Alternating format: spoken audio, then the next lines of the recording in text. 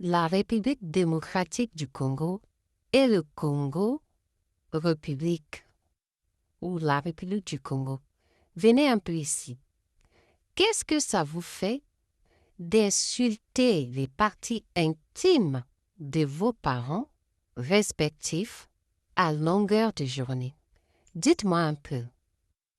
Parce que là, c'est un sujet qui m'interpelle. Je vais vous donner l'exemple de deux pays, le Danemark et la Suède, séparés par le bras de mer, les détroits, appelés les détroits d'Oxford. Donc, ces deux pays, côté Danemark, ont trouvé du travail. Par contre, il n'y avait pas de logement accessible. Et côté Suède, on pouvait trouver beaucoup de logements, mais il n'y avait pas de travail. Qu'est-ce que ces deux peuples ont fait? Puisqu'il y avait les besoins de deux côtés. Ils ont dit, puisque nous, ici, en Danemark, on a du travail, en Suède, il y a des logements, ils ont fait en sorte que les habitants de Danemark allaient vivre en Suède et certains allaient travailler au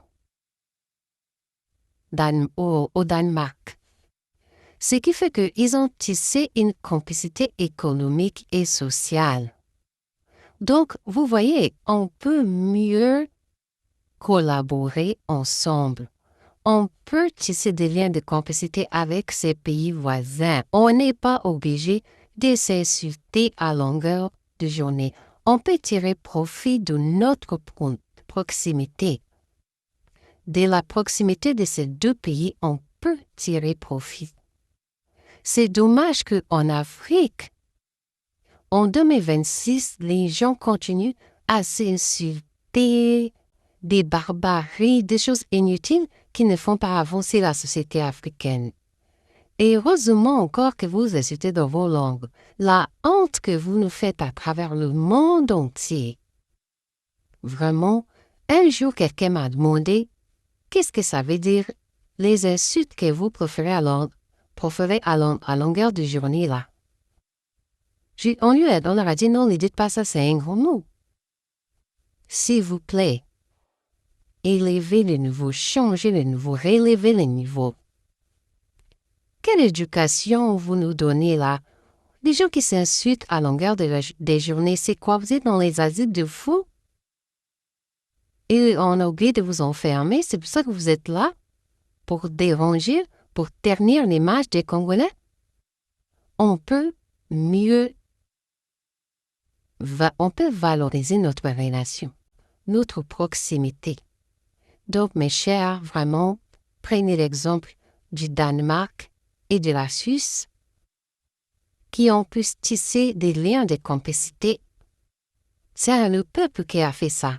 Ils ont commencé à aller travailler en Danemark.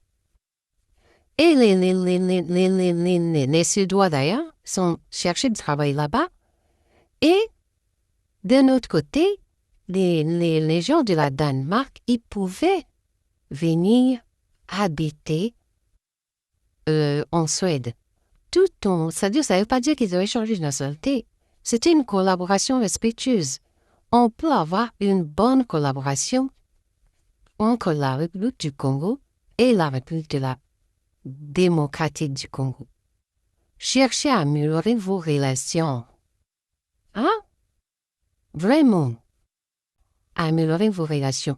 Ça ne sert à rien de passer vos journées à insulter les parties intimes de vos parents respectifs. C'est une honte. Relevez les niveaux. Relevez les niveaux. Dans un débat, il faut qu'il y ait de la réflexion. Il faut que les gens s'interrogent sur les voies et moyens à prendre à mettre en place. Il faut que le débat soit riche. Il faut que les gens aient un peu d'humilité pour écouter.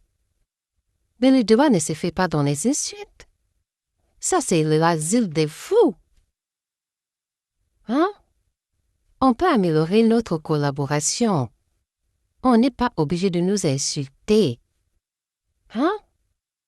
Moi, je peux aujourd'hui dire que non, le billet coûte moins cher à Kinshasa. Plutôt que d'aller au Congo-Brazzaville directement, je prends mon vol, j'atterris à Kinshasa et ensuite, je prends mes bagages, je viens au Congo. C'est ça la collaboration. On peut dire que bon, on va mettre le pont parce qu'on a on peut avoir à faire beaucoup d'échanges entre nous. On met un pont.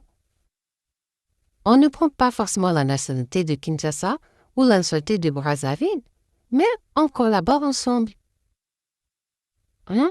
Le fleuve Congo, le Lingala, c'est une langue de commerce.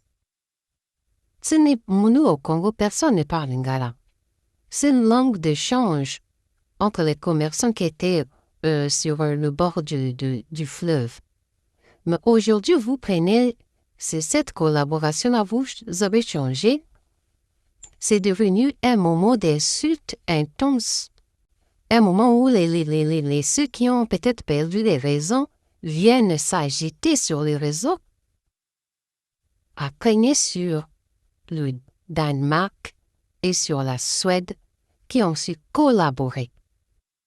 Donc, ils ont profité pour régler un problème économique de part et d'autre.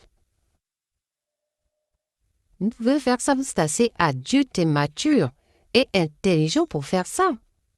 Plutôt que de vous rabaisser et le peuple du monde entier nous regarde en train de nous insulter mutuellement. Honte à vous. Honte à vous.